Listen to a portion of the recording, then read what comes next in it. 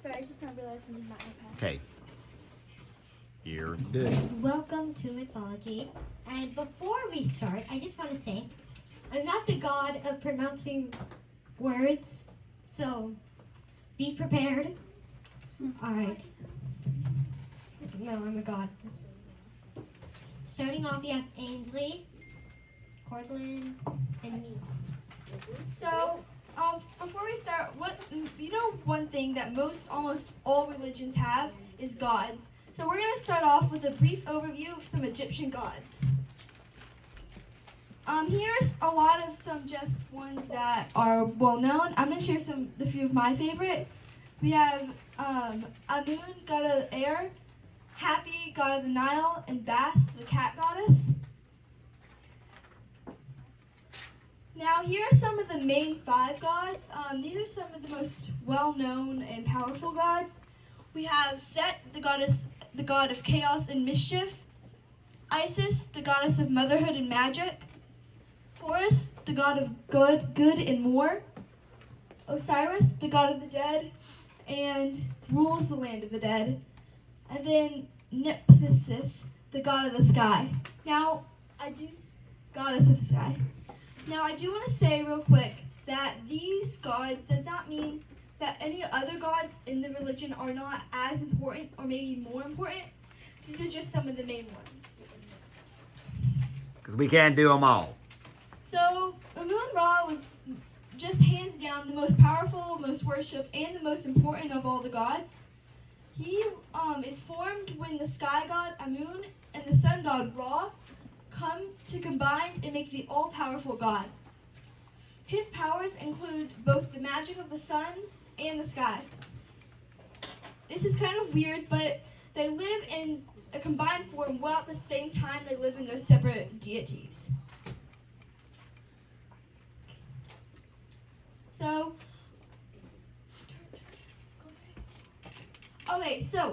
what gods meant to Egyptians in their daily lives? So, Egyptian gods influenced all people from pharaohs to slaves. People worshiped the gods by going to temples, making sacrifices, and throwing festivals or parties. People also believed that if they did not please the gods, it would be hardship on Egypt.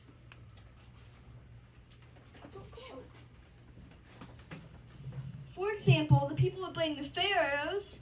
Egyptians thought that pharaohs had to please the god the most, and certain gods for famine, drought, and disease. Now, sometimes gods would possess and sometimes burn up their certain hosts, which leads us to our next topic. Pharaohs. Pharaohs were the religious leaders and were believed to be the incarnations of major gods and goddesses. The era of Egyptian pharaohs started in around 3100 BCE. It was decided right at the start of the dynastic age that it was possible for a woman to rule Egypt, but it wasn't thought of something as importance, being that many of the pharaohs were male. Pharaohs were buried in tombs because they were believed to be gods or goddesses because they were thought to be possessed by them. There were believed to be over 7 female pharaohs and 163 male pharaohs. Now, just like part of my diorama, we have a short little we're having a skit that's going to be broken up into 2 parts to show you one of the most important parts of one of the most important mythology stories of Egypt mythology. Do you need to move that table? Okay, that's bad. We're good. No, we're good. Do you need to move the table, or is it okay there? It's okay. Okay. It's okay.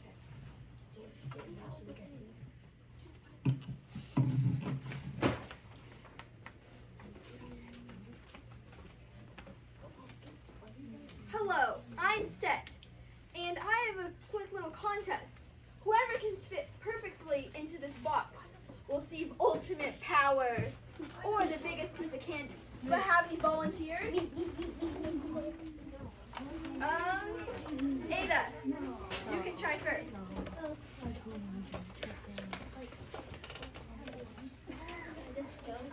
Yeah, just lay down, and we'll see how you fit.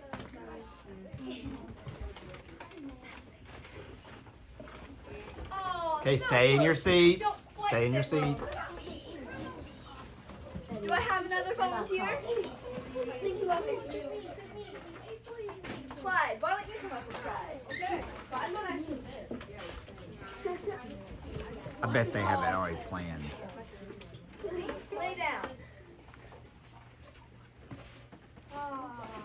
Oh, that is really close. You're just like 3 inches off. I'm tall. Can I have one more volunteer? Maybe 2 more, maybe. I will go with. Please, Big Nathan. I'm literally the human. I will go with Nathan. Because I know. Why are they all on the outside of the room? Oh, wait, Hey, I was doing that. That's my bad. Okay. You hit it. Really close. But you're so close to just not quite there. Oh. My bad. Literally, I'm moving. My dear brother, Osiris, why don't you try to lay down? Yeah, you can try, Dad. Be careful on your trip there. Well, wouldn't you imagine? He fits perfectly. I knew it was Now, twice you better. will just It was stand twice up. better. I need to move this box over to the side. We're like, you could stay in there. We're actually, get up. Maybe I changed my mind. Just get up, and I will move the box, and all you've got to do is lay back down, and then it will be perfect. Ooh, I'll get a big piece of candy. Yes! Okay, now lay down right there.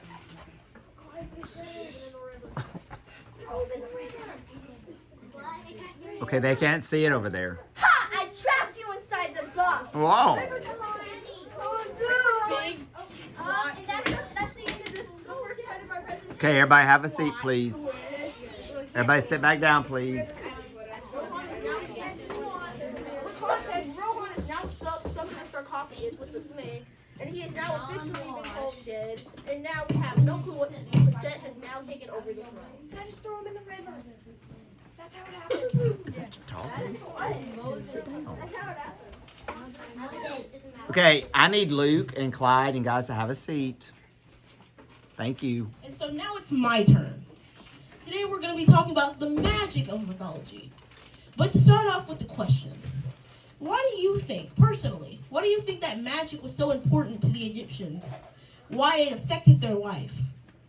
And that's what we're going to talk about at the beginning and the end of this section. Any volunteers willing to answer?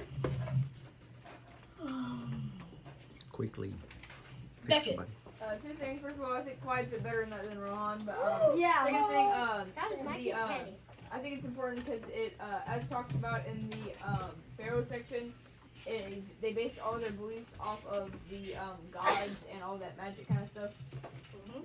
Okay, one more person? Anyone? Darcy?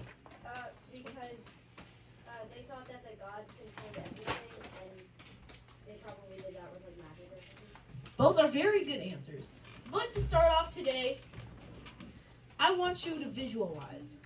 So, for this first part of this section, I need you guys to sit, relax, but close your eyes and just imagine. Listen to what I say and just imagine it in your head.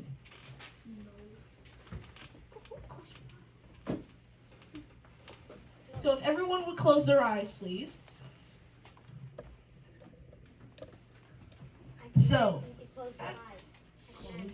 if everyone would close their eyes, please. If you haven't, please close your eyes. I command thee. Now imagine this. Imagine hieroglyphics. Nothing that special. But imagine this aura to it. And any color. It could be a hot pink if you wanted it to.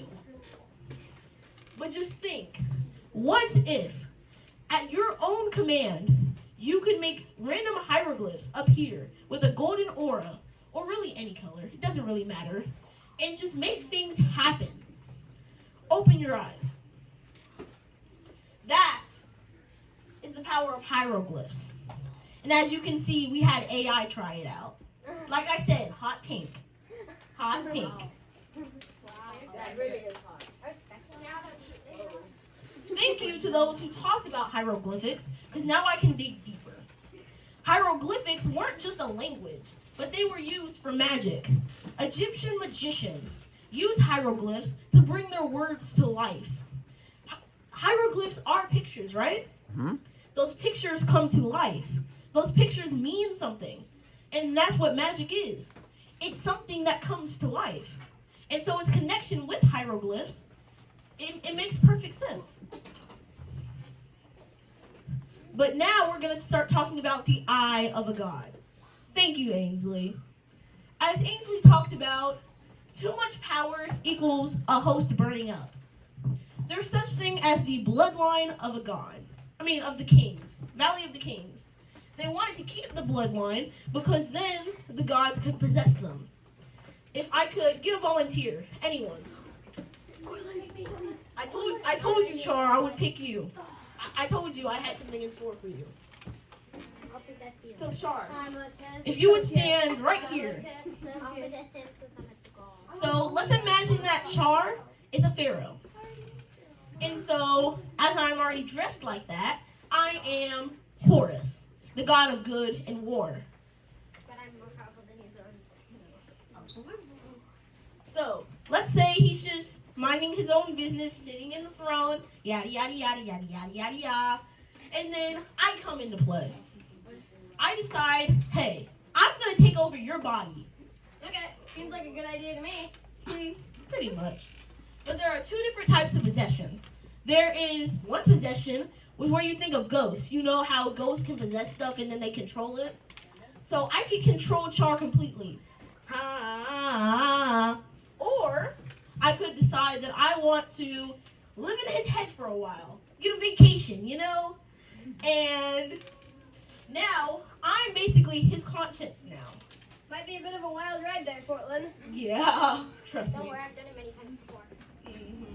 And so now he's the eye of a god.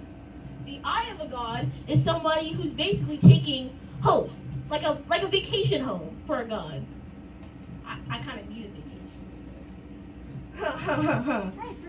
Anyways, basically now that he's my eye, now he can access certain special powers from me, aka Egyptian magic. And so, let's say I want to control him and make him use so much magic that it's too much power. Egyptian magic is a lot for the human body to handle, according to Egyptian mythology. So, let's say I use so much power, now Char.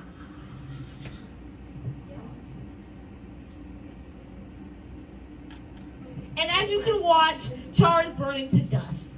In Egyptian mythology, a human host cannot channel too much Egyptian magic, otherwise their body burns to dust. Let me get that coffin ready. Okay, remember it's gonna have to wrap in like 5 minutes because it's announcements.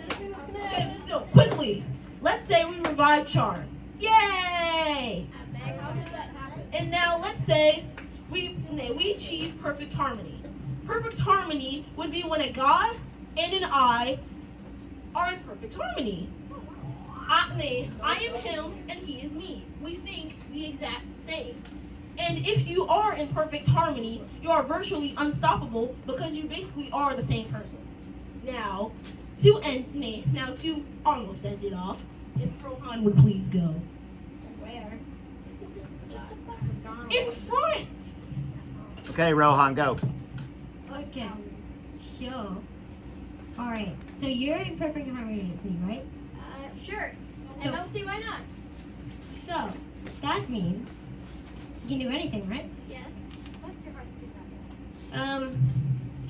I want an A on the Egypt project. desire? Granted. This is 2,000. This is like 200. Okay. That. Oh, okay. I want infinite food. Me want food. Me hungry. Let me just get some of those steak kebabs. Okay, here. Okay. Wait. Like, what do you mean? Do I want more? Okay, fine. I was trying to get you to have infinite knowledge. Oh, infinite. Oh, yeah, sure. I want infinite money. Yeah. knowledge. Oh, knowledge. I heard you say dollars. Okay, but yeah, I want infinite knowledge. Yeah, give me the knowledge. Then look up there. Your scribe, aren't you? Yes. Do I read it? Sure. Most, if not all we know about Egypt is from the tombs of the pharaohs. The Egyptians believed that once you died, you had to take a heavenly test to determine if your soul would be eaten or go to basically heaven. When a pharaoh died, it took up to 70 days to prepare their body for the afterlife. I'm gonna say, I don't think we were in perfect harmony there. But you did read it perfectly unlike I would. So, yeah, good job. Now I'm just gonna take up your body and burn you to ashes. Oh, wow.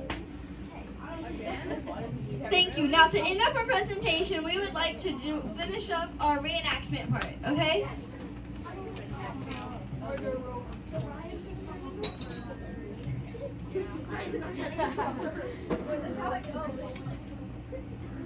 Okay, reenactment part 2. Okay, go. It's been 10 years since Osiris has gone. But we've almost found him. Just wherever he is, that is. We've been looking all over Egypt. Use the mic. We've been looking all over Egypt for him. I don't know where he could be. Wait a minute. Is that what I think it is? Dad, you're back. Sorry, son. Go get the milk. Did he say he had to go and get the milk? If you know, you know. If you know, you know. I don't want to. Hi, I thought you found him. It's not that easy. I'm tearing you up into 14 pieces. Then she threw away each piece of Osiris into the river. But Isis and Horus find all 13 pieces. But, well, no, 13 of the 14 pieces. Because there was a time where there was one piece stuck in the river, and then a fish came.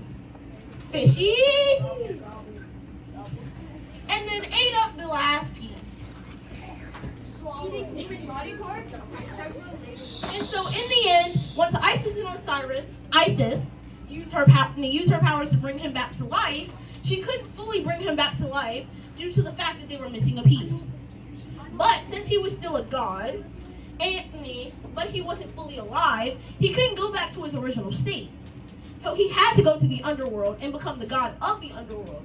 The only place he could survive as a god while being half dead. And with that, it was the end. But FYI, it was Ryan's fault because she was the one who took the original king of the god, Ra, took his jewel, made a snake, killed him, took his true name, banished him to the heaven, made Rohan king, then Set took over, and every single thing happened because of Ryan! Why would you do this? All right, give him a hand. Now,